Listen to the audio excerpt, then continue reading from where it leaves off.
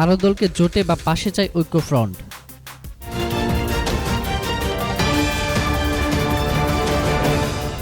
একাদশ জাতীয় সংসদ নির্বাচনী ফল প্রত্যাখ্যান করে সরকার বিরোধী রাজনৈতিক দলগুলোকে পাশে চাচ্ছে ঐক্যফ্রন্ট।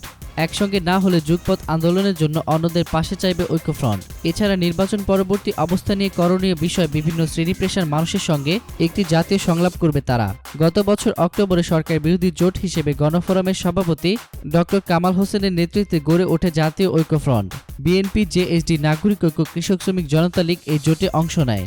এখানে দলের সংখ্যা 5টি। তবে এ সময় বাম গণতান্ত্রিক জোটকে এই ঐক্যে ডাকা হয়েছিল, কিন্তু তারা আসেনি। বিএনপি নেতৃত্বাধীন 20 দলীয় জোট ও পরে ঐক্যফ্রন্টের সঙ্গে মিলেমিশে অংশ নেয় নির্বাচনে। এই জোটে দলের সংখ্যা 23টি। ফলে বিএনপি নেতৃত্বাধীন 20 দল ও ডক্টর কামালের ঐক্যফ্রন্টে এখন দলের সংখ্যা 27। দুই জোটেই আছে বিএনপি। নির্বাচন শেষে ক্ষমতাসীন মহাজোট ছাড়া বেশিরভাগ দলই এবারের নির্বাচনকে প্রহসন বলে আখ্যা দিয়ে ফলাফল প্রত্যাখ্যান করেছেন।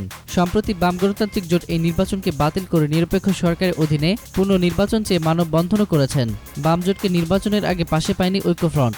তবে আবারও বামদের নির্বাচন পরবর্তী কর্মসূচিতে আমন্ত্রণ জানাতে যাচ্ছে তারা। এছাড়া ধর্মভিত্তিক রাজনৈতিক দল ইসলামী আন্দোলন বাংলাদেশকেও যুগপৎ আন্দোলনের জন্য ডাকা হতে পারে। এতক্ষণ ফ্রিকি নিউজের সঙ্গে থাকার জন্য আপনাদের সবাইকে ধন্যবাদ।